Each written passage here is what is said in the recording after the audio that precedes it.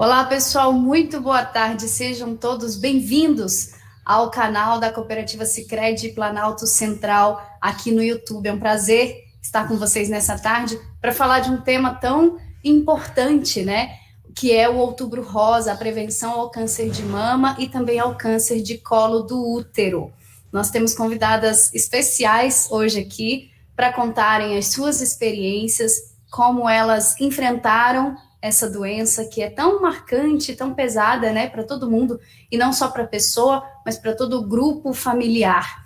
Então, sejam muito bem-vindos. O chat está à disposição de vocês para comentários, para perguntas. As nossas convidadas vão ficar muito felizes com a interação de vocês. É um prazer estar aqui hoje. Meu nome é Gisele. Em nome da Sicredi Planalto Central, que tem um comitê Mulher. Essa live foi organizada com a ajuda de alguns parceiros, e eu vou citar aqui esses parceiros, então. A gente tem o Sistema OCB, o Sistema OCDF, o FGCOP e as nossas convidadas, a Aparecida, a Elma e a doutora Rafaela, que vão bater um papo aqui nessa tarde com a gente. A todos, o nosso muito obrigada desde já pela iniciativa de levar informação e conscientização para todas as pessoas, porque agora a gente está na internet, então essa live pode ser muito compartilhada e chegar a quem precisa. Eu já peço a vocês, então, que façam isso, curtam esse vídeo, se inscrevam aqui no canal da Sicredi Planalto Central e compartilhem essa mensagem, para que mais pessoas possam ficar conscientes de que a prevenção é o melhor remédio, ok? Bom, a gente tem muitas histórias interessantes hoje aqui, pessoas que já estiveram frente a frente com o diagnóstico, com o tratamento. E a nossa primeira convidada dessa tarde, então, para a gente falar sobre tudo isso um pouquinho, é a Aparecida Queiroz. Ela que tem 55 anos, ela é educadora, mãe e avó. Ela tem 3 filhos e 3 netas. E agora também eu estou sabendo que a Aparecida é escritora, e ela vai contar essa história para a gente. A Aparecida demorou para descobrir o câncer dela, recebeu o diagnóstico sozinha, enfrentou esse baque sozinha, mas aí ela superou o medo e procurou o tratamento. Então, Aparecida, seja muito bem-vinda, obrigada por estar aqui com a gente. Queria que você contasse um pouquinho para a gente sobre essa explosão de sentimentos, como foi receber esse diagnóstico, como foi enfrentar isso de cabeça erguida e o apoio que você recebeu. Boa tarde, pode ligar o seu microfone e está com você. Boa tarde. Eu quero primeiramente agradecer a vocês por essa oportunidade de estar diante da câmera, falando para tantas pessoas sobre um assunto tão sério, tão importante, e que a gente sempre pensa que não vai acontecer com a gente. Esse que é o grande problema. Bom, comigo foi assim. Em 2014, eu descobri que estava com câncer. Mas tudo começou em 2013, porque eu tive uma hemorragia. E eu já tinha mesmo uma ferida no colo do útero, que já tinha sido cicatrizada e tal. E essa hemorragia me fez procurar o ginecologista. E quando eu fiz o preventivo, e ele me deu o diagnóstico, como você já citou, eu estava sozinho, e ele foi assim, direto. Ele olhou para mim e falou assim: você está com câncer. Você pode ir direto para Muriaé. Muriaé é uma cidade vizinha. Eu sou do interior de Minas Gerais, aqui da cidade de Teixeiras, nascida e criada aqui, então bem caipira mesmo, bem mineira, lá do cantinho Bem da roça. gostoso, bem gostoso. E Muriaé é uma cidade referência para nós aqui de Minas Gerais. É uma cidade que tem um instituto que só trabalha com câncer, que é o Instituto Cristiano Varela. E aí eu tomei aquele susto. Estava sozinha, e como também o meu médico é de uma cidade vizinha, voltei para a rodoviária, entrei no ônibus e pensei assim: como é que eu vou para Muriaé? E eu trabalho, eu tenho meus filhos, o que eu vou fazer? E não tive coragem de contar. Fiquei meio assim: eu estou bem, estou tão bem, esse médico está enganado. E foi isso que aconteceu. Eu fiquei 2 meses sem contar para ninguém, novembro e dezembro. achando mesmo que era mentira do médico. Conversei com outras pessoas e todo mundo falava, mas você está bem, não sei o quê. E foi assim. Quando foi em janeiro, eu fiz o exame que realmente definiria. Eu fiz uma colposcopia. E aí concluiu que já estava nível 3 para 4. Não tinha mais chance de cirurgia. Agora é só tratamento mesmo. Bom, aí contei para as pessoas e foi aí que veio essa rede de apoio que você cita. Primeiro, meus filhos, meus irmãos e irmãs, toda a família começou a se dispor a me ajudar. E, na verdade, eu não queria, a minha angústia maior era de viver a doença, eu não queria viver a doença. Não queria acreditar na doença. Então, conversando com minha médica, ela falou que eu tinha que me afastar do trabalho por 90 dias, que seria o mínimo que a gente ia ficar de tratamento. E eu me relutei e não me afastei do trabalho. Procurei outras formas de conciliar meu trabalho com a doença e com o tratamento. E aí veio a rede de apoio dos meus colegas de trabalho. Eu era diretora de uma escola, estava diretora de uma escola estadual. E minha chefe me autorizou a fazer o meu trabalho em casa, quando eu estivesse mais habilitada. Eu fiz, e foi assim que aconteceu. Né? Meus profissionais que atuavam comigo na escola me procuravam. A minha irmã mais velha me acolheu, porque eu não podia ficar na minha casa, fazendo tudo, ainda tinha uma netinha novinha na época, e 2 netinhas eu já tinha. Já estavam as 2 já, e eu não tinha como estar dando atenção para elas. Então, fui para a casa da minha irmã e fiquei na casa da minha irmã. Foram 28 sessões de radioterapia, indo todos os dias à cidade de Mulheré, 2 horas de viagem para ir, 2 para voltar, e eu ainda continuava o meu trabalho à tarde. Depois, e fiz, simultâneo à radioterapia, eu fiz 8 sessões de quimioterapia. Mas, graças a Deus, meu câncer foi do colo do útero, e eu consegui vencer. Os piores dias é quando fazia as 2 coisas. Eu fazia a quimio de manhã e a rádio à tarde. Então, era sexta-feira, já propositalmente mesmo, né? Para que pudesse, no final de semana, conseguir me reconstituir, me estabelecer e voltar só para a rádio na segunda-feira. Posterior a isso, eu ainda fiz 4 sessões de braquiterapia.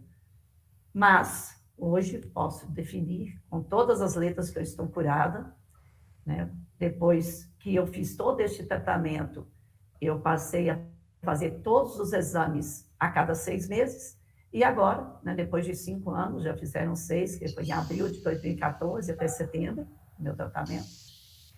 Enquanto agora estamos em 2020, né, 6 anos após, eu só estou fazendo os exames uma vez por ano. Mas eu quero deixar assim um recado muito especial para as pessoas, de que é possível sim, mas é difícil, né? Mas é possível quanto podemos contar com as pessoas. Então, né, não só a rede, as pessoas do seu entorno, parentes e amigos, como também o pessoal da rede, dos médicos, né, dos hospitais, porque eu fazia rádio em um hospital e fazia químio em outro hospital, em outra cidade. Fazia em Viçosa a químio e a rádio Muriaé, porque Viçosa não tinha rádio. Viçosa fica a 20 minutos aqui da minha cidade. E a outra fica 2 horas, né? Então, assim, um apoio muito grande dos médicos, enfermeiros, psicólogos, para poder vencer. Mas estou muito feliz porque venci, né? E isso me deu aí mais esta dádiva de me tornar uma escritora, porque aí eu escrevi um livro sobre a minha história. Pois é, eu queria que você contasse isso para o pessoal, porque você está relatando aí para a gente a importância do apoio, né? Você demorou a ter coragem, né, para enfrentar o diagnóstico de frente e falar, não, vou vencer essa guerra. O pessoal está colocando aqui no chat que você é uma guerreira, e é mesmo, eu concordo. Acho que todo mundo que vence essa batalha tem que ser considerado um guerreiro mesmo, de cruzar a cidade, enfrentar transporte, enfrentar toda a dificuldade que é de se recuperar do tratamento, né? E aí você conta pra gente que teve esse apoio, um apoio que veio tanto dos profissionais da saúde, quanto da família, dos amigos, dos colegas de trabalho. Esse apoio fez tanta diferença para você que você resolveu registrar isso num livro, não foi? Como que é o nome desse livro que você lançou? Bom, esse livro chama A Presença de Deus. Por que eu escolhi esse título? Eu escolhi esse título porque, devido ao tratamento, eu fui compreender, né, que realmente Deus não nos abandona. Nós é que nos afastamos dele. E aí, aqui eu conto os pequenos... Eu comecei a estudar a minha história de vida, vamos dizer assim. Porque em 2015, após o tratamento, eu falei, vou começar a escrever minhas memórias, porque comecei a analisar pequenos fatos da minha vida e fui percebendo o quanto Deus me ama. E o quanto ele sempre esteve me ajudando, e para mim era uma coisa natural, eu achava que era natural, né? Quando veio o câncer, que foi uma cura mesmo, tido como um milagre, né? Por muitas pessoas, devido ao nível que estava elevadíssimo. Então, aí eu falei assim, não, eu preciso passar isso para os outros. É importante essa mensagem. E essa mensagem de fé que eu coloco, né, como Deus, eu coloco Deus na pessoa, das pessoas, entendeu? E tanto que eu estou até preparando um outro livro já aqui, escrevendo, sobre anjos e anjos de Deus. Esse eu estou concluindo agora. Tá fresquinho, né? Ano que vem estarei lançando, se Deus quiser. Aqui eu conto sobre as pessoas, esse anjo, entre aspas, são as pessoas boas que Deus coloca em nosso caminho, que nos ajuda, que nos ampara, que nos dá conselho, porque essa ajuda ela pode ser de todas as formas. Aqui eu conto, eu tive todas as formas de ajuda para superar o câncer. Eu tive ajuda financeira, que eu não tinha condições de bancar as viagens. Eu tive ajuda espiritual, de pessoas de fé que me deixavam para cima, sabe que é uma pessoa positiva? Não, que isso, você vai conseguir, isso vai dar certo. O dia que eu estava mais baqueada, assim, que eu falava, hoje, que eu não aguento, chegava essa pessoa para me visitar. E tive ajuda social, né, dos amigos que não me abandonaram, ao contrário, estiveram mais presentes que nunca. Acho que todas essas pessoas, eu cito agora no segundo livro, como uns anjos, que Deus mandou para me acolher, me amparar, né? E me auxiliar mesmo nessa luta, porque é uma luta. Eu tenho uma irmã que ela teve câncer do intestino, e ela fez a cirurgia, tirou um pedaço grande assim do intestino, venceu o câncer também. E ela me acompanhava na quimioterapia. Então, assentada assim ao meu lado, junto com a minha médica, a Luciana, uma gracinha de médica. A Rafaela também é novinha como ela. A doutora Luciana Gilberto, falou assim, olha, Marta, a minha irmã, você não sabe o que é ter câncer, que você teve uma cirurgia. A Cida, sim, sabe o que é ter câncer. Que ter câncer e vencer o câncer é quando você tem que vencer toda essa batalha árdua, né? Porque a gente fica muito debilitado. Então, é câncer? É, mas se faz a cirurgia, é um processo cirúrgico, né? Corre os mesmos riscos. Mas se você enfrenta toda essa luta, você vai ficando cada vez mais esperançosa, né? Pelas pessoas que te confortam, e ao mesmo tempo tem aquele outro lado assim, falar, oh meu Deus, me dá força, porque acho que de hoje eu não passo. Sempre nas sextas-feiras, que era o dia da quimio e da rádio, eu tinha o mesmo sentimento. E se alguém me visitasse no sábado, realmente a notícia era essa mesmo, era parecida, não passa desse dia não, porque você fica realmente muito, muito, muito, muito enfraquecida, vamos dizer assim, né? Porque o sistema imunológico ele fica totalmente baixo, então tudo te incomoda, cheiro, sabor, sabe? Tudo é difícil. Aparecida, eu acho fundamental você tocar nesse assunto, porque é uma batalha realmente que passa não só pela questão do tratamento, mas a gente sabe que no nosso país a gente enfrenta também a batalha da dificuldade do acesso a esse tratamento, né? Questões que envolvem aí políticas públicas, a questão psicológica, você falou pra gente que recebeu o diagnóstico de uma maneira tão fria, né? Vamos dizer assim, talvez de um profissional que lidando com aquilo no dia a dia não tenha tido a delicadeza de repente, confortar, né, de cuidar da paciente. A gente vai estar com a doutora Rafaela daqui a pouquinho e vai ver o oposto disso acontecendo, né? Que, como você falou, ela é jovem, ela é muito carinhosa no tratamento dos pacientes. Mas fundamental você falar sobre todo esse processo, porque a gente está muito acostumado a ver histórias de superação como a sua, e que a gente agradece, deseja saúde, tudo de bom, mas que as pessoas às vezes esquecem de comentar o tanto que foi duro, o tanto que foi difícil, que de repente naquele dia você não estava se sentindo bem, não queria ver ninguém, o medo que dá, né? Então, muito obrigada por colocar aqui a sua experiência para a gente. Para a gente finalizar com você, deixa aqui o seu contato, pode ser o seu Instagram, de repente, para o pessoal que quiser saber mais sobre o seu livro. Pode ser? Pode ser. Bom, eu estarei muito feliz, né? Estou feliz e ficarei ainda mais feliz se realmente mais pessoas puderem ler esse livro, porque ele vem auxiliar as pessoas que têm que enfrentar por algum momento difícil na vida, mostrar que é possível, né? A gente está acreditando nas pessoas. O meu Instagram não sei de qual que não, vou ter que olhar aqui, tá? Eu acho que eu sei, Aparecida Queiroz, @ Aparecida Queiroz 17, não é isso, produção? @ Aparecida Queiroz 17. Vocês podem entrar em contato com a Aparecida e saber mais sobre a história dela e o livro também. Aparecida, muito obrigada, viu? Fica aí com a gente, porque se a gente tiver perguntas, eu já te passo. Ok. Obrigada. Eu que agradeço.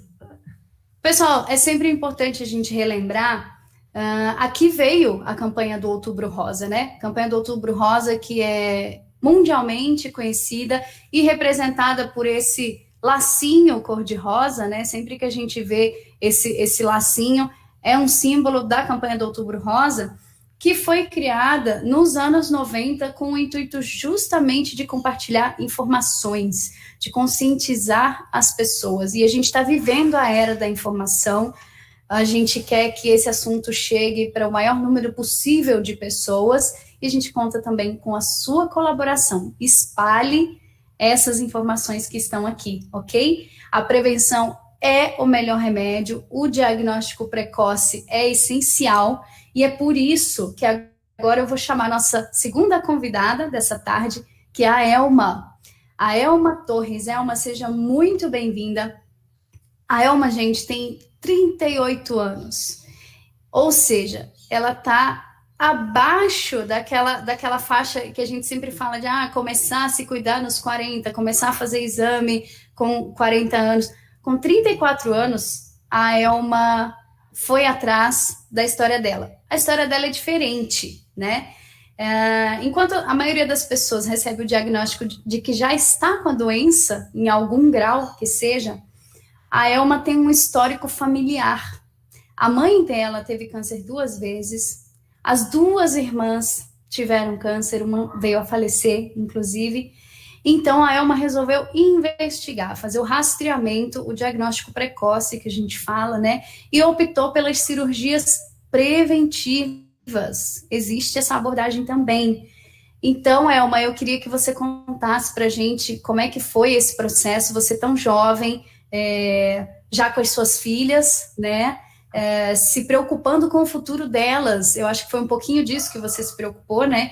Para escolher por essa abordagem. E aí, se você puder contar para a gente também como é que foi. Existe resistência? É fácil conseguir esse protocolo? Conta para a gente. Elma, boa tarde, seja muito bem-vinda.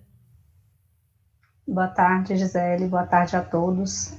Primeiramente, agradecer, né, a oportunidade, porque para mim falar sobre esse tema é informação, né, e acho que a informação ela tem que ser divulgada de forma mais ampla possível.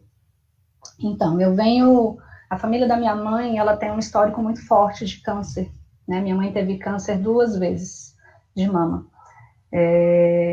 e na primeira vez que ela teve, eu era muito jovem, eu tinha uns 12 anos, mas acompanhei e foi muito sofrido, o tratamento ainda não era tão evoluído como atualmente, mas ainda não tinha tanta preocupação. Da segunda vez, eu já era mãe, minha primeira filha tinha 1 ano, e minha mãe foi diagnosticada com câncer de mama pela segunda vez.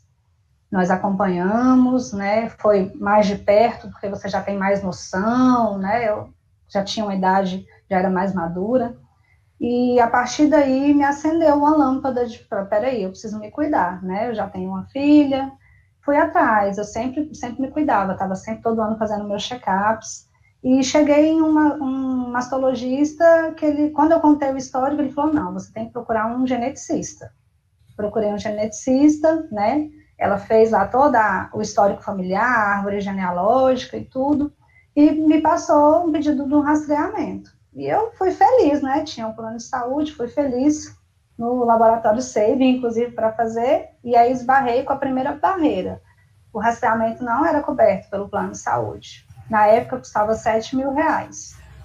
Aí, então, vou ter que parar por aqui, né? Não tinha condições de fazer. Eu falei, então vou ficar me cuidando, fazendo os exames, indo com mais frequência, né? Não, vem 6 em 6 meses, a gente alterna ecografia e mamografia, e assim eu fiz. Isso foi em 2011. Fiz isso por 3 anos, né? Final de 2013, minha irmã mais velha foi diagnosticada com câncer de mama. Aí já fiquei mais preocupada. 3 meses depois, minha outra irmã. Então, assim, foram 2 diagnósticos com 3 meses de diferença e 2 irmãs se tratando contra o câncer juntas, praticamente, né? E aí, nesse momento, eu tenho uma prima também que teve câncer muito jovem, antes dos 30, e ela fez tratamento no Hospital do Câncer de Barretos. E nessa mesma época, o Hospital do Câncer de Barretos entrou em contato, chamando ela para fazer o rastreamento genético, porque eles estavam fazendo uma pesquisa. Quando ela fez e o dela deu positivo, eles abriram a oportunidade dos familiares fazerem, porque a minha tia, a mãe dela também faleceu com câncer, né? Então, primeiro, ela fez e depois, diante do resultado, abriu a possibilidade para os familiares. E eu e minhas 2 irmãs fomos as primeiras a nos candidatar, né? Elas 2 já estavam em tratamento, mas não sabiam se existia um fator genético. Nós marcamos, mas infelizmente na primeira vez que era para ter ido, minha irmã estava na UTI, aí a gente remarcou para março, né, de 2016. Infelizmente, em março de 2016, a Edva já não estava mais com a gente, né? Ela faleceu em novembro de 2015, mas em março eu e minha irmã mais velha fizemos o exame, né? E eu tinha uma coisa muito forte comigo, que o meu exame ia dar positivo, que eu teria a mutação do BRCA1. Tanto é que quando eu fui pegar o resultado, em julho, eu já tinha deixado todas as consultas marcadas, com o mastologista e com o ginecologista. Porque, para mim, aquilo eu já sabia, não era nenhuma surpresa, eu já tinha tudo muito definido. E peguei o resultado, não me surpreendi, porque já era esperado, né? E cheguei em Brasília, de Barretos, decidida a correr atrás. Já tinha conversado com meu marido, que sempre me apoiou, né? A gente já tinha as 2 filhas que a gente queria ter, a gente já não tinha mais programação para ter mais filhos, então fui atrás.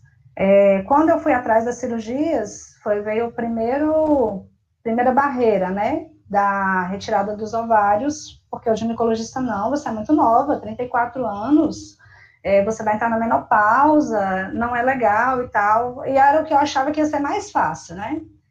Aí, ok, até cheguei no meu mastologista muito brava, chateada, ele, não, calma, é assim mesmo, você tá muito nova, tem como acompanhar, até porque não tem tantos casos de câncer, não teve casos de câncer de ovário, mas de mama, então vamos cuidar da parte da mama. Aí fizemos, ele me explicou todos os prós e os contras, né, porque não é só a parte, eu vou fazer a mastectomia preventiva, tinha as coisas que poderiam dar errado, né, como ele falou para mim, senta aqui que eu vou fazer o terrorismo, vamos falar tudo que pode dar errado e tudo que pode dar certo, para você ter ciência que também pode não ser tão perfeito como você está idealizando. Fiz, inclusive, acompanhamento com psicólogo, fiz várias sessões para saber se era realmente aquilo, porque eu estava muito certa, então eles estavam com receio daquela certeza toda, sabe? Mas graças a Deus deu tudo certo, fiz a minha mastectomia em outubro de 2016, já com o início do processo de reconstrução, né, foi o mastologista e o cirurgião plástico, correu tudo bem, assim, recuperação. No ano seguinte eu fiz a reconstrução definitiva, tirei expansor, coloquei silicone, resultado foi maravilhoso, muito bom. E a questão da cirurgia preventiva, da retirada de ovários, eu deixei um pouco, né? Porque eu tinha encontrado dificuldades, então eu fiquei fazendo acompanhamento. Fiz acompanhamento em 2017, 2018, em 2019 eu marquei uma consulta com a médica que acompanhou minha mãe, minhas irmãs, minha sobrinha, que nesse meio tempo fez o rastreamento em Barretos, descobriu que tinha também a mutação e começou a se cuidar, a acompanhar. Nesse meio tempo, de um exame para o outro, ela também descobriu que estava com câncer, com 27 anos. Então, assim, graças a Deus ela está bem, mas assim, desmistifica aquela questão de que não, câncer só tem depois dos 40, depois dos 50, não, né? Infelizmente, e ela ainda fala, se ela não tivesse feito esse exame, ela não estaria se cuidando tão de perto, né? Não teria descoberto tão no início. Mas graças a Deus correu tudo bem. Então eu procurei a minha médica, a doutora Viviane, e a primeira pergunta que ela fez foi assim, você já fez a retirada dos ovários? Eu falei, não, nós vamos resolver isso, porque ela conhece a história da minha família mais que nunca. Ela viu, ela conhece o tipo de tumor que teve, tudo. Ela falou, Elma, não brinca, sabe, é muito sério, vamos cuidar. Eu falei, doutora, eu estou sem plano de saúde. A gente vai resolver. Eu atendo na rede pública, eu vou conseguir um encaminhamento, e foi coisa de 3 meses eu estava operada. Eu operei em maio do ano passado. E, assim, não é tão fácil. Eu acho que foi uma cirurgia mais complexa, né, porque eu entrei na menopausa com 35 anos, né, então tem todos os efeitos, mas são suportáveis. Eu acho que meu objetivo maior, como você falou no início, eu tenho 2 filhas, e se for da vontade de Deus eu acompanhá-las por mais tempo, eu vou fazer tudo que for possível, né, e diante de todas essas portas que se abriram na minha vida, eu falo que foi Deus mesmo que colocou tudo isso na minha vida. Né, como a Aparecida falou, Deus sabe o que faz e coloca as coisas na vida da gente no momento certo, porque colocar essa médica no meu caminho, nesse momento, eu não tava, já tinha tirado da minha cabeça operar, então é porque tinha algum propósito, né, desde o momento que eu recebi a dificuldade lá atrás, eu coloquei nas mãos de Deus, falei, Senhor, se não é para operar agora, eu vou ficar, porque eu ficava angustiada, eu preciso, é como se fosse assim, assuntos a resolver, que você tem que resolver para tentar ficar tranquilo. E aí eu coloquei nas mãos de Deus, falei, quando for para ser, já tinha até esquecido. Aí, de repente, essa porta se abre. Então, é Deus na vida da gente. Eu fiz porque acredito que Deus que colocou, que eu tinha que fazer. Né? Graças a Deus está tudo bem. Tive também uma rede de apoio muito grande, minha família, né, meu marido principalmente, que esteve do meu lado em todo momento, além de apoio emocional, foi meu enfermeiro, meu cuidador em todas as 3 cirurgias. Então, assim, é muito importante a gente ter as pessoas ao nosso lado nesse momento. Não é uma decisão fácil de ser tomada, né, porque mexe com a feminilidade da mulher, o que mais significa para a mulher, né, foi alterado, mas é possível de contornar. Então, eu estou muito tranquila com a decisão que eu tomei, e até o momento não teve nenhum arrependimento. Né? Eu acho que eu sou muito abençoada e agraciada de ter tido acesso a essa informação. Com certeza, e é disso que a gente está falando, de fazer chegar para as pessoas que existem abordagens diferentes, que existem caminhos diferentes, né? E a gente está vendo aqui 2 histórias que parecem opostas, mas que, se a gente tirar no fundo, elas têm a mesma mensagem. A importância de saber que não é fácil, que se encontram barreiras, seja para se tratar ou seja para fazer o rastreamento, e que o apoio, essa rede de apoio, né, que a Aparecida começou contando e a Elma agora ratificou, é essencial. Então, se fica uma mensagem para quem está do outro lado assistindo a gente, que de repente não passou por isso, né, teve a sorte de não passar por isso, mas com certeza deve ter alguém na família ou algum amigo muito próximo, então fica essa mensagem de que as pessoas precisam de apoio. E aí, uma opinião minha, se vocês me permitirem, pergunte para essa pessoa qual é o apoio que ela está precisando, porque a gente não sabe o que ela está passando, né? Então, pergunte para ela. Elma, essa doutora foi um anjo, como a Aparecida falou, né? Ela foi um anjo para você, te atendeu na rede pública. Você encontrou algum outro tipo de resistência, do tipo preconceito? Ah, mas vai fazer essa cirurgia tão avassaladora, né? Tão radical. Como é que foi essa parte, assim, de enfrentar? Você tinha muita certeza. E mesmo os médicos falavam para você, olha, vamos avaliar, pode dar ruim aqui, né? Pode acontecer alguma coisa. Como é que foi essa resistência? Assim, eu tive pessoas às vezes falavam, mas não precisa de tudo isso, né? Mas acho que é algo que só eu sei, porque eu vi minha mãe passar, assim, eu não tive o câncer, mas eu acompanhei o tratamento da minha mãe 2 vezes, das minhas irmãs, e assim, perder alguém que a gente ama tanto, é muito, eu falei para mim, se for para eu partir dessa vida de câncer, é porque vai ter que ser, mas enquanto eu tiver condições, eu vou lutar para não ter. Se for, é porque está no meu destino, sabe? E foi um pedido também da minha irmã, se cuida, não deixa de se cuidar, sabe? Então, assim, acho que é algo que eu vou levar para minha vida, assim, cuidar e eu tendo essa informação, eu já sei que as minhas filhas precisam se cuidar muito mais cedo. Então, elas com 18 anos, elas vão poder ir ao Hospital de Barretos e já fazer. Então, eu já abri portas para elas. Então, e uma coisa que eu quero frisar também, que se eu quisesse, eu poderia ter feito essas cirurgias lá também no Hospital de Câncer de Barretos, sem custo. Só que, se eu tinha o plano de saúde na época da mama, eu fiz aqui para abrir, deixar lá para quem precisa, né? E do ovário, é uma cirurgia grande, viajar, ficar longe com 2 filhas. Minha filha não tinha nem 2 anos, então eu preferi fazer por aqui mesmo, né? Tive essa oportunidade e preferi fazer por aqui. Mas a gente escuta assim, mas não tem necessidade, precisa tudo isso? Faz acompanhamento, né? Vai no médico direitinho e tal. Mas assim, para mim o que valeu foi a opinião das pessoas mais próximas, da minha mãe, da minha irmã, e principalmente de quem vive comigo, compartilha a vida, que é meu esposo. Ele foi o primeiro. Vai lá e faz. Eu falei, então, vamos fazer, né? Então, isso é muito bom. Ao mesmo tempo que a gente escuta pessoas que acham que não é a melhor opção, mas várias também. É muito novo, né? Você virar e falar assim, eu vou tirar uma parte do meu corpo que está sadia, tá? Você é muito radical. Mas são muitos casos na família, eu não vou citar aqui, porque a gente vai ficar a tarde toda aqui falando. Mas, às vezes, até o geneticista se assusta um pouco quando a gente fala, nossa, mas tudo isso. Então, a gente tem que se cuidar.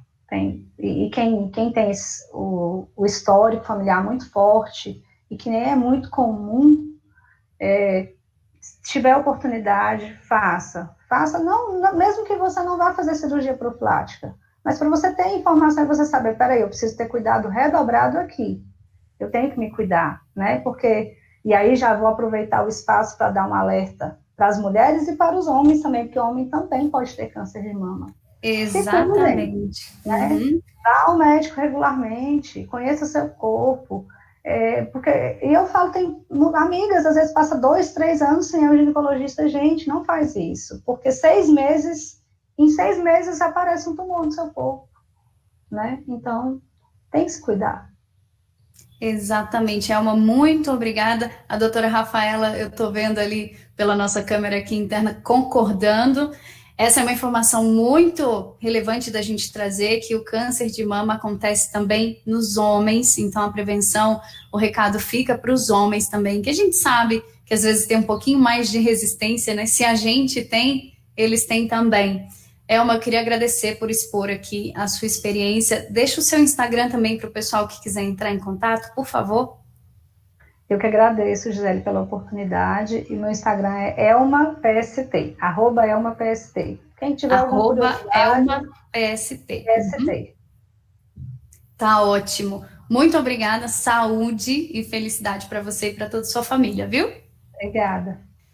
A gente está falando aqui de exame, de rastreamento, de prevenção, e nada melhor do que a gente tirar todas as dúvidas com quem é expert no assunto. A gente vai receber agora a doutora Rafaela Costa, que é oncologista e atende na Aliança Instituto de Oncologia, que pertence ao grupo Oncoclínicas, aqui em Brasília. Doutora Rafaela, seja muito bem-vinda. Queria começar agradecendo e pedindo para a senhora colocar aqui para a gente quais são os benefícios e onde se aplica, por exemplo, essa situação da Elma. Ela fez um exame chamado BRCA1, que é o exame de rastreamento, né? O que a senhora pode trazer para a gente de benefícios sobre essa prática e depois a gente conversa também sobre os casos de diagnósticos já da doença e o que a gente pode fazer. Boa tarde, seja bem-vinda. Boa tarde, Gisele. Eu queria agradecer ao convite. É muito importante estarmos falando sobre o câncer de mama, né? O Outubro Rosa, que é um mês de conscientização e prevenção do câncer de mama. Muito interessante ouvir o que a Elma e a Aparecida falaram, né? Porque eu acho que prevenção ela tem que ser o ano inteiro. E o que é mais importante, como a Elma falou, é a informação de qualidade. A informação de qualidade, ela salva, e salva muita gente, né? Porque a gente sabe que o câncer, ele tem sim cura quando diagnosticado precocemente. E quando a gente fala de história familiar positiva, como é o caso da Elma, é importante você saber sobre a sua história familiar. Então, a informação, ela sempre vai salvar, inclusive você saber qual é o histórico da sua família. A Elma foi insistente, né? Ela buscou, e isso é mérito dela, né? Se ela não foi acometida por um câncer de mama ou um câncer de ovário, foi por pura insistência dela mesma. E a gente sempre fala que isso é importante. O paciente ele tem que ter responsabilidade sobre a sua saúde e, se adoecer, sobre a sua doença, né? Eu acho que o ponto fundamental, às vezes, é isso. O médico, ele não é Deus, ele indica e, às vezes, ele contraindica coisas que você tem que lutar para você ir atrás, né? Felizmente, você fez a sua retirada dos ovários, que é a ovarectomia bilateral. Eu te indicaria, com certeza, e indicaria também a mastectomia. Você tem uma história familiar super florida e, portanto, você tem indicação de fazer a mutação do BRCA1 e 2, que, quando presente, ela tem, sim, um aumento de quase 80% de chance de câncer de mama ao longo da vida e 50% de chance aí de ter câncer de ovário. Então, não dá para esperar isso acontecer, né? Eu acho que a história da mutação do BRCA1 e 2, ela ficou muito mais popular depois da Angelina Jolie. Acho que todo mundo começou a falar mais quando ela perdeu a mãe aos 56 anos para um câncer de ovário.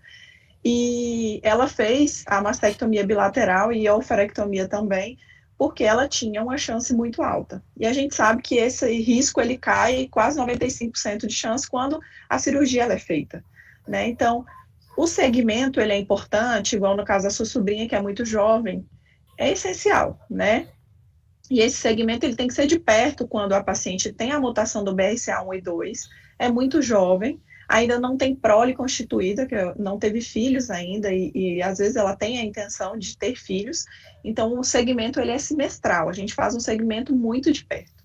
Só que mesmo fazendo exames de imagem muito de perto, e nesse cenário de pacientes com maior risco de câncer de mama, que tem a mutação do BRCA1 e 2, a gente fala de um acompanhamento semestral, intercalado com ultrassom e mamografia e ressonância, né?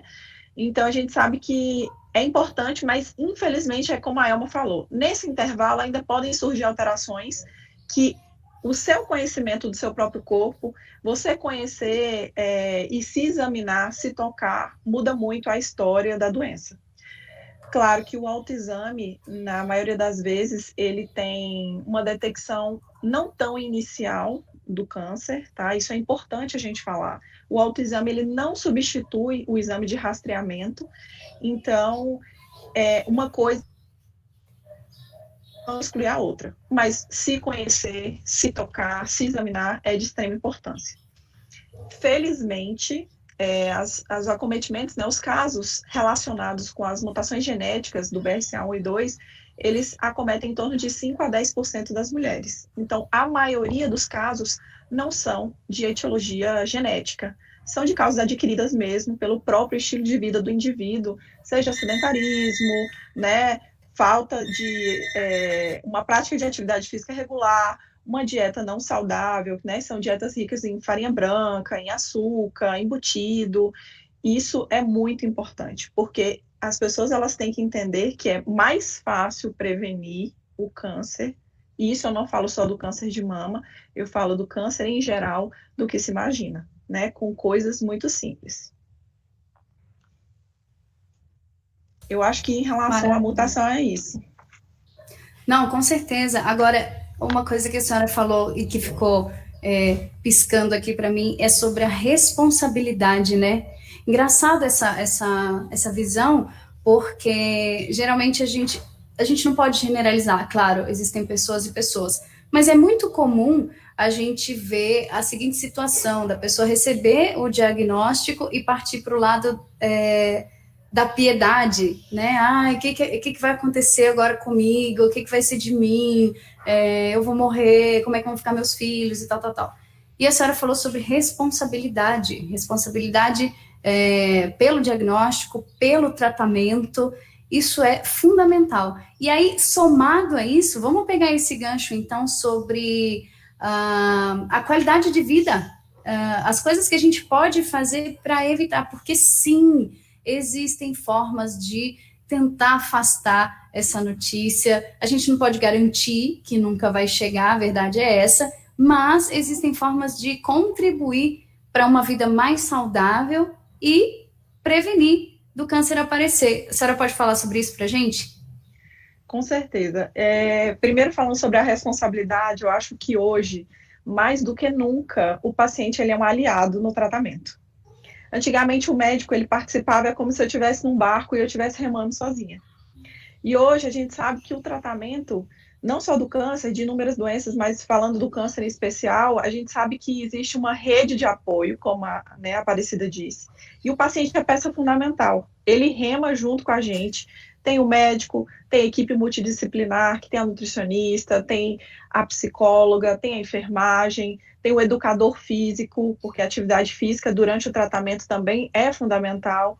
Então, todo mundo caminha junto para que se tenha êxito nesse tratamento. Ninguém quer ter câncer, né? Então, eu acho que todo mundo precisa se cuidar e entender que, às vezes, é muito mais fácil do que se imagina, né? Claro que existem as exceções, né? Mesmo que você pratique a prática de atividade física, uma dieta balanceada, mesmo que você teoricamente não tenha fatores de risco, não tenha uma mutação genética, uma história familiar, você não está livre de ter um câncer, tá? Então, isso é muito importante, porque a gente tem que entender que todo mundo tem que se cuidar e fazer os exames de rastreamento de forma, anual, que é a mamografia a partir dos 40 anos, isso é importante. Mas quando a gente fala de fatores de risco, entender que uma atividade balanceada, e eu falo rica em frutas, verduras, pobre em farinha branca, pobre em açúcar refinado, isso é de extrema importância, porque está mais do que provado por estudos clínicos que esses fatores de risco aumentam e muito o risco de câncer de mama. Hoje, é totalmente conhecido de que a obesidade, mulheres obesas, elas têm 30 a 35% de chance a mais de ter câncer de mama do que as não obesas, né? E a prática de atividade física regular, isso a gente pode se traduzir em 30 minutos de caminhada e 5 vezes por semana, né? Uma média de 150 minutos por semana. Eu não estou falando para ninguém sair correndo, não fazer uma atividade física extenuante, a gente fala do básico. Isso é fator protetor, né? Então, isso também reduz mais de 30% de chance o risco de câncer de mama. Então, às vezes é muito mais simples, você não precisa ir numa academia, você pode fazer uma caminhada no seu bairro, né?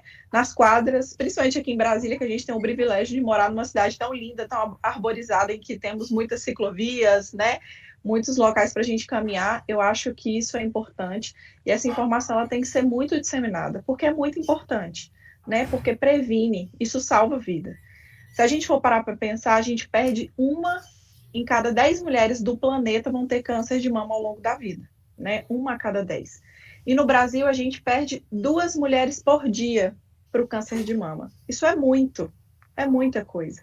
E são doenças que a gente pode curar, né? Quando diagnosticado precocemente, mais de 90% das mulheres elas podem ficar curadas. Eu não falo de controle, eu falo de cura mesmo da doença. Então, saber quais são os fatores que podem levar essa doença é de extrema importância para a gente poder prevenir. Maravilhoso. Maravilhoso. O pessoal, eu estava olhando aqui, o pessoal está falando, a doutora Rafaela é muito querida, muito fofa, ela é maravilhosa, porque eu acho que falta um pouquinho disso, né? E quando a gente encontra esse olho no olho, essa empatia de falar, não, vamos lá, eu sei o que você está passando, então, se for o caso, vamos cortar o mal pela raiz, né? Como foi o caso da Elma. Agora, fundamental essa coisa da prevenção, porque a gente falou aqui de políticas públicas, que é difícil a gente ter acesso a alguns exames, a algumas cirurgias.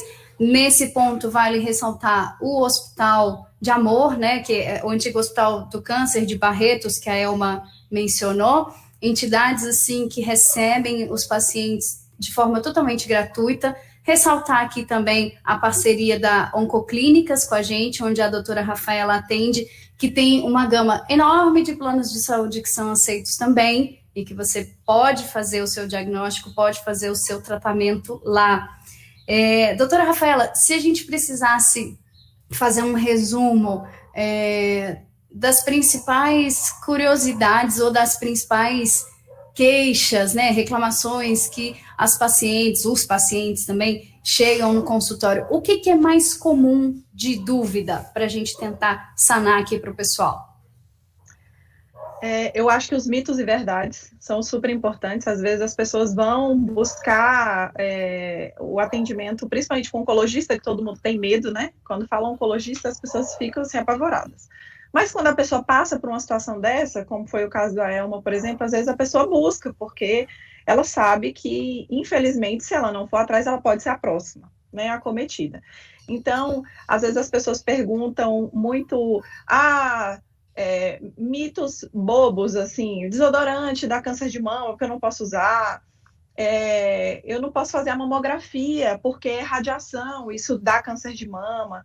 E a gente tem que desmistificar essas coisas, porque as pessoas elas têm que entender, na verdade, que o rastreamento ele é muito importante e ele deve ser feito anualmente a partir dos 40 anos com a mamografia, né? Normalmente isso é recomendado pela Sociedade Brasileira de Oncologia, de Mastologia, de Radiologia, pelas sociedades internacionais, que esse rastreio ele é feito a partir dos 40 nessas pacientes que não são de alto risco.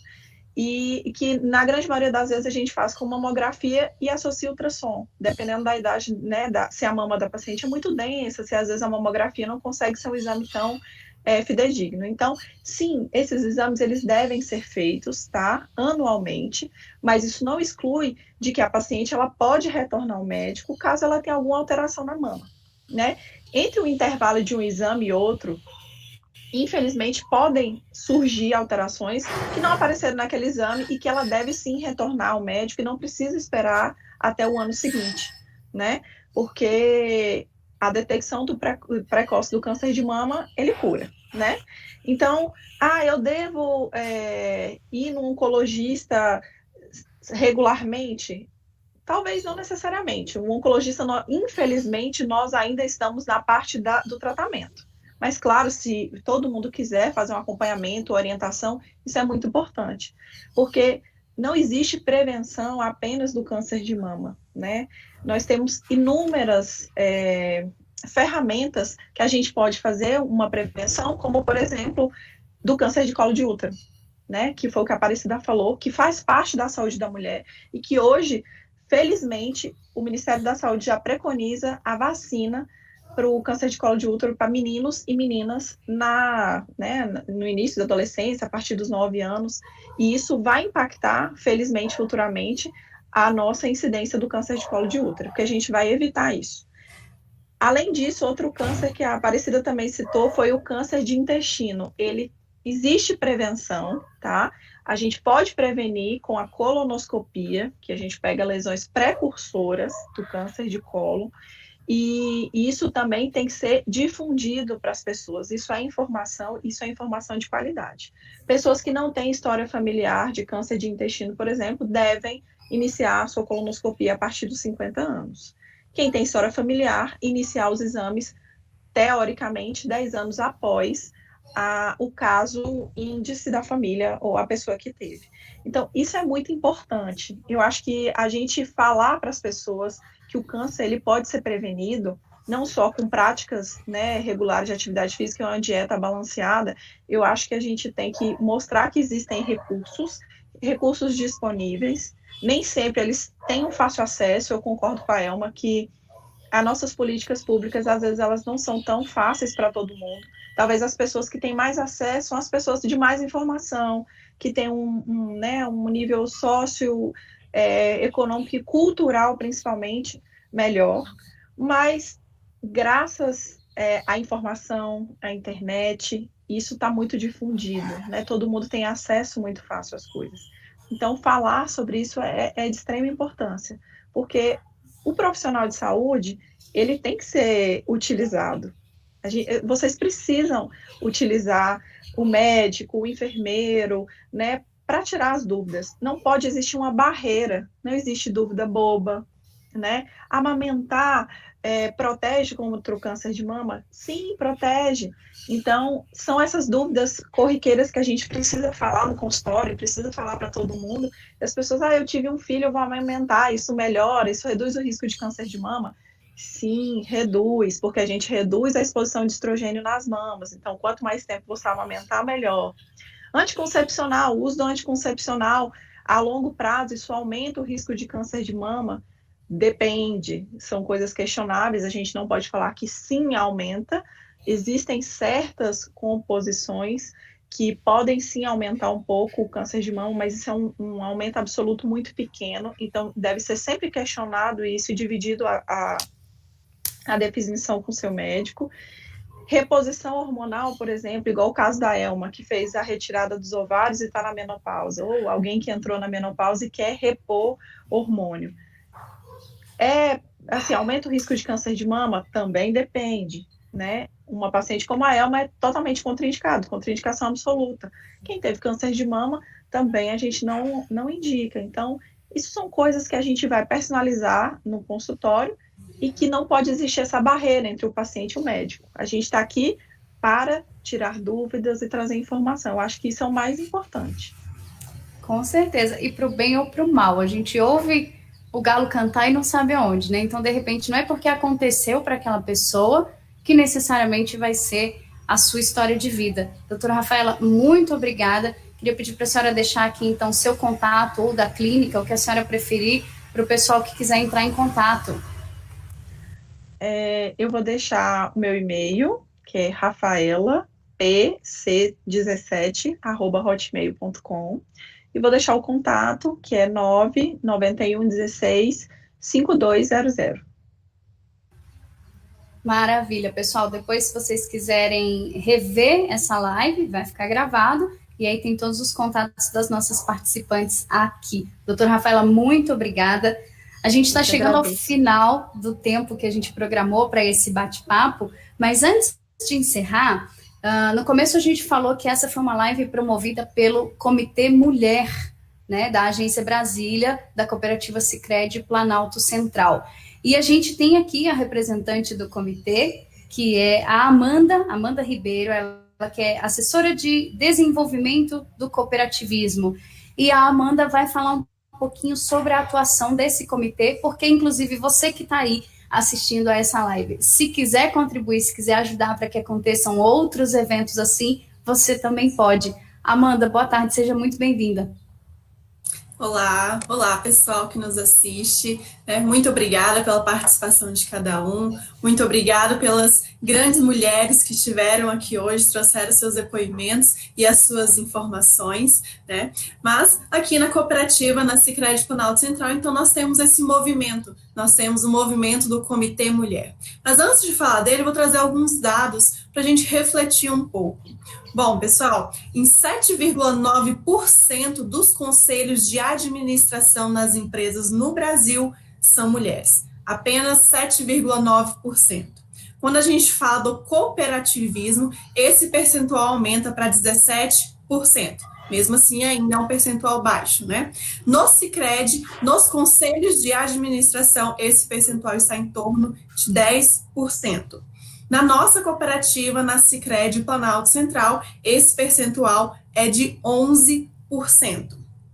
Quando a gente está falando de conselhos de administração, né? Falando um pouco, então, de microempreendedoras, esse percentual já vai para 48%, segundo o Sebrae, numa pesquisa de 2019. Pessoal, por que eu trouxe, né, esses números, esses percentuais para vocês? Para falar que um movimento para a equidade de gênero, para esse movimento para as mulheres, para a promoção do empoderamento feminino, ele é muito necessário, né? Hoje, a nossa população, né, já chega aí a 50% de mulheres. Mas quando a gente fala de cargos de alta gestão, esse percentual, ele cai e muito, né? Como a gente viu, como eu trouxe os números para vocês. Então, a cooperativa, a Sicredi Planalto Central, a nossa cooperativa pensou para fortalecer esse movimento feminino dentro da cooperativa e nas comunidades onde a gente atua. E com isso, ano passado, em 2019, em 8 de março de 2019, a gente constituiu o comitê da Sicredi Planalto Central, que tem representantes, né, membros desse comitê em cada agência da Sicredi Planalto Central. Uma delas, né, das membros, é da agência de Brasília, que está promovendo esse momento aqui agora, né, para várias pessoas trazendo informações, que é o que é grande necessário, né, tem uma grande necessidade, que são as informações e informações verdadeiras e valiosas, né, com a nossa convidada, a doutora Rafaela, trouxe muito bem sobre isso, né?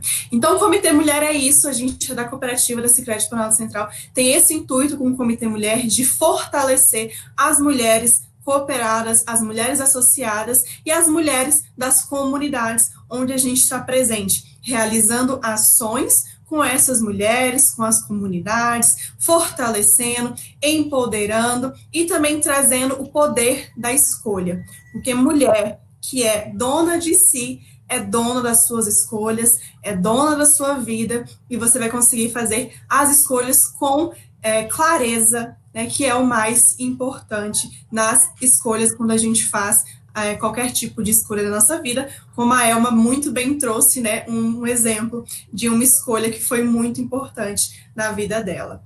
E eu convido, então, quem quiser participar para fortalecer esse movimento, procurar a nossa agência, né, seja qualquer uma agência da Sicredi Planalto Central distribuídas aí no leste goiano e no Distrito Federal, para fortalecer esse movimento, apoiar ações, né, e também trazer sugestões de ações que a gente pode fazer, né, nas comunidades para fortalecer esse movimento e a equidade de gêneros.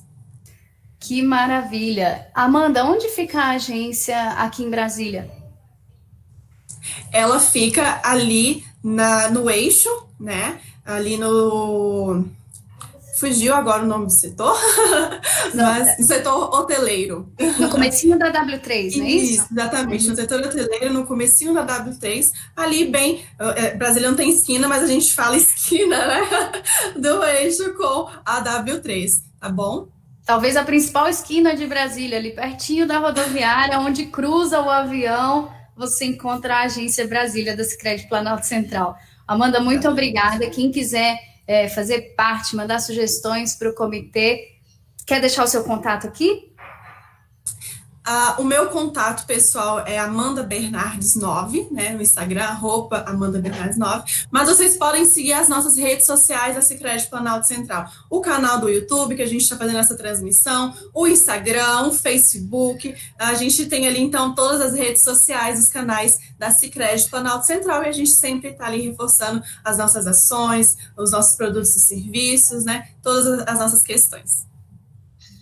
Maravilha, Amanda, muito obrigada. Quero aproveitar falando em Instagram, corrigir aqui o Instagram da Aparecida. O Instagram da Aparecida é @AparecidaQueiroz87. 87 o final, ok? Então, vocês que quiserem entrar em contato com ela, lembrando que ela lançou há 1 ano o primeiro livro, está finalizando o outro para lançar ano que vem. Então, se vocês quiserem saber mais sobre essa história, falem com ela. A nossa live vai terminando. Em nome do Comitê Mulher, da Sicredi Planalto Central, de todos os apoiadores, Sistema OCB, Sistema OCDF, FGCOP. A gente agradece a todas essas mulheres incríveis. Uma salva de palmas a todas vocês. Parabéns por serem guerreiras. Doutora Rafaela, obrigada pelas explicações, pelo carinho. Elma, tudo de bom. Aparecida, tudo de bom para você. E espero que a gente se encontre para dar muito mais notícias boas daqui para frente, ok? Obrigada, pessoal, que assistiu, que mandou recadinhos. Essa live vai ficar salva aqui no canal da Sicredi Planalto Central. Vocês podem assistir e compartilhar. Muito obrigada e até a próxima. Tchau, gente. Obrigada.